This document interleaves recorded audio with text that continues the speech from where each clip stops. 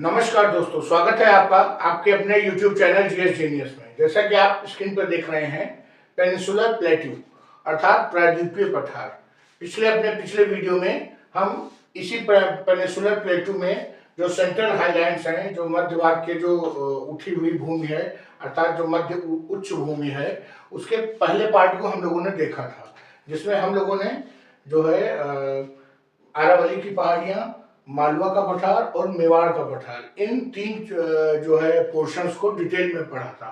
आज इसी सेंट्रल जो हाईलैंड्स है अर्थात मध्य की उच्च भूमि, इसके जो बचे हुए तीन रीजन हैं, Bundelkhand and Baghelkhand प्लेटू, Vindhya range, Satpura range अर्थात बुंदेलखंड और बघेलखंड का पठार, विंध्य रेंज अर्थात विंध्या रेंज और सतपुड़ा की जो श्रेणियां हैं उनके बारे में डिटेल से पढ़ेंगे। तो हम एक बार रिवाइज कर लेते हैं कि जो हमारे सेंट्रल हाईलैंड्स हैं उसको हम लोगों ने 6 पार्ट्स में बांटा हुआ है। पहले अरावली की पहाड़ियाँ, दूसरा मेवाड़ का पठार, मालवा का पठार, बुंदेलखंड बघेलखंड का पठार, विंध्य का श्रेणियाँ, सतपुड़ा की श्रेणियाँ, जिसमें पहले 3 को हम डिटेल से पार्ट 1 में पढ़ चुके हैं। आज हम पार्ट 2 को डिटेल में देखेंगे। तो इससे पहले कि मैं इन एरियाज पे अपने जो वीडियो शुरू करूं, आपसे निवेदन है कि हमारे चैनल को सब्सक्राइब कर लीजिए, जिससे कि हमारे जो इंडियन ज्योग्राफी, फिजिकल ज्योग्राफी और करंट अफेयर्स पे जो हमारे वीडियोस आ रहे हैं वो नियमित रूप से आपके पास पहुंचते रहें। तो आइए मित्रों, शुरू करते हैं। पहले कुछ रिवाइज कर लेते हैं कि हमने जो प्रायद्वीपीय पठार था उसको 5 भागों में बांटा था। Central highland, eastern प्लेटू, north eastern प्लेटू, Deccan प्लेटू, southern hills अर्थात मध्य की उच्च भूमि, पूर्वी पठार, उत्तर पूर्वी पठार, दक्कन के पठार और दक्षिण की पहाड़ियां। इसमें से जो सेंट्रल हाईलैंड्स का जो पहला पार्ट था उसका वीडियो हम ऑलरेडी देख चुके हैं। आज हम पार्ट 2 देखेंगे।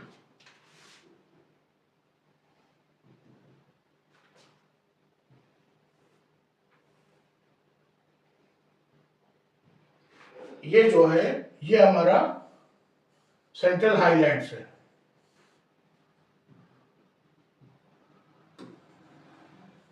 ये जो पोर्शन दिख रहा है ये आपको सेंट्रल हाईलैंड्स के रूप में ये दिखाई दे रहा है।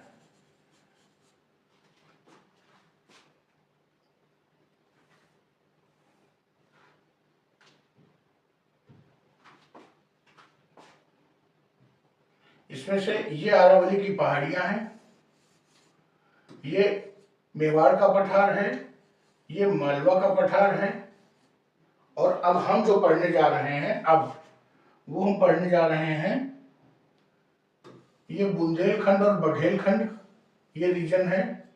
इसके अलावा विंध्याचल की जो रेंज है और ये सतपुड़ा रेंज जो है।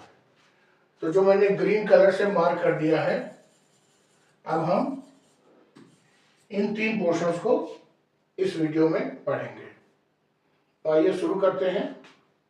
पहला बुंदेलखंड एंड बघेलखंड प्लेटू, बुंदेलखंड और बघेलखंड के पठार। तो ये शुरू कहां से होते हैं? ये दक्षिण में, उत्तर में इसके यमुना नदी है, उत्तर में अर्थात ऊपर की ओर, ऐसे यहां से शुरू होते हैं। यमुना है और उस उत्तर की तरफ जो है इधर मालवा का पठार है। तो इसके एक तरफ यमुना नदी है, दूसरी तरफ मालवा का पठार है और उत्तर प्रदेश और मध्य प्रदेश में ये पड़ता है। तो मध्य प्रदेश के जो उत्तर प्रदेश के जो 7 जिले हैं, जालौन, झांसी, ललितपुर, महोबा और बांदा, ये जो 7 जिले हैं उत्तर प्रदेश के, ये बुंदेलखंड के पठार में शामिल होते हैं। और मध्य प्रदेश के 8 जिले दतिया, निवाड़ी, टीकमगढ़, छतरपुर, सागर, दामोह, विदिशा और पन्ना, ये 8 जिले जो हैं ये बुंदेलखंड के पठार में शामिल किए जाते हैं। और इस पठार में जो चंबल नदी है, इसने बड़े बड़े रेवाइंस मतलब नाले और बीहड़ बना रखे थे, जिसके कारण यहाँ की जमीन ज्यादा उपजाऊ नहीं है। और आज से काफी समय पहले तक ये जो एरिया था ये डकैतों से प्रभावित माना जाता था और ये जो हमारा पठार है ये ग्रेनाइट, लाइमस्टोन और सैंडस्टोन का बना हुआ है। अर्थात जब इसमें खुदाई की जाती है तो ग्रेनाइट, चूना पत्थर और बलुआ पत्थर निकलता है। हमौकी हिल्स, हमौकी हिल्स जो है इस क्षेत्र की विशेषता है। हमौकी हिल्स क्या होती है?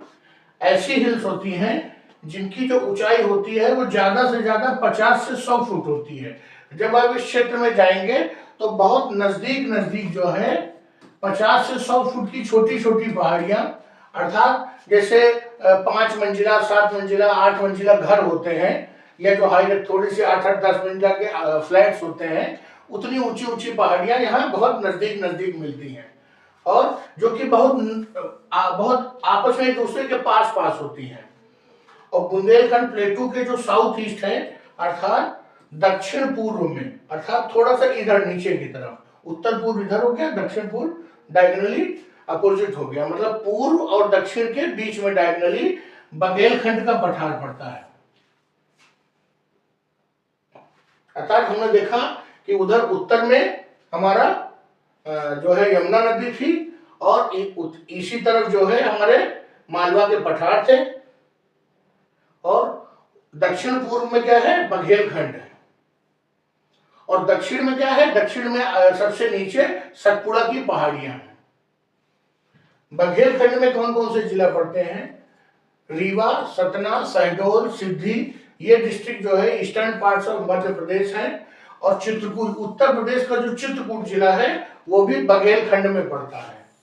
तो उत्तर प्रदेश का एक जिला चित्रकूट और मध्य प्रदेश के रीवा, सतना, शहडोल, सिद्धि, ये जिले जो हैं कहाँ पड़ते हैं? बघेलखंड में।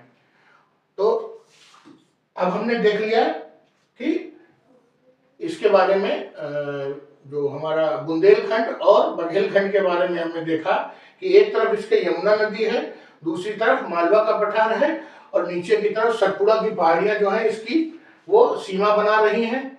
और उत्तर प्रदेश और मध्य प्रदेश में कई कई जिले इन जो पठारों में शामिल हैं। यहाँ पर ग्रेनाइट, लाइमस्टोन, सैंडस्टोन, अर्थात ग्रेनाइट और चूना पत्थर और बलुआ पत्थर, ये इसके जो है वो अंदर से पत्थर मिलते हैं। जो हमौकी हिल्स है, हमौकी हिल्स मतलब कम ऊंचाई की जो छोटी छोटी पहाड़ियां हैं, वो यहाँ की विशेषता है। और बस इस पठारी रीजन में बस इतना ही है। अब आगे देखते हैं विंध्य रेंज। विंध्य रेंज क्या है? ये नर्मदा के पैरेलल, नर्मदा के समानांतर जो है, उसके पूरी जो लंबाई है उसमें वेस्ट टू ईस्ट तक, अर्थात पश्चिम से पूरब तक पूरा नर्मदा के किनारे किनारे ये विंध्य रेंज चलती रहती है। गुजरात में जोबाट से शुरू होती है और बिहार में सासाराम तक ये लगातार चलती है, और इसकी जो लंबाई है वो करीब 1200 किलोमीटर है, अर्थात काफी ज्यादा है। और इसमें कौन कौन से राज्य आते हैं? गुजरात, मध्य प्रदेश, उत्तर प्रदेश, बिहार और छत्तीसगढ़, ये कई जो प्रदेश हैं उनमें फैला हुआ है। इनका जो नॉर्मल एलिवेशन है वो 400 से 700 मीटर सी तल के, मतलब अबव सी लेवल है। आइए देखते हैं इस चित्र में, ये हमको दिख रहा है विंध्य रेंज। ये विंध्य रेंज दिख रही है, और ये इधर भांडेर पर्वत श्रेणी है, इधर कैमूर पर्वत श्रेणी है। यहां से ये दो हिस्सों में डिवाइड हो जाती है। ये हमारा मालवा का पठार चल रहा है पूरे में, और उसी के बीच में विंध्य पर्वत श्रेणी है। ऊपर इधर हमारा क्या है? ये हमारा बुंदेलखंड और बघेलखंड के पठार है। तो और इसके बगल में नर्मदा नदी चल रही है पूरे में। इधर क्या है? ये सतपुड़ा की श्रेणियां हैं। तो हमारी नर्मदा नदी ये विंध्याचल और सतपुड़ा, इन दोनों के बीच में पैरेलली बहती है।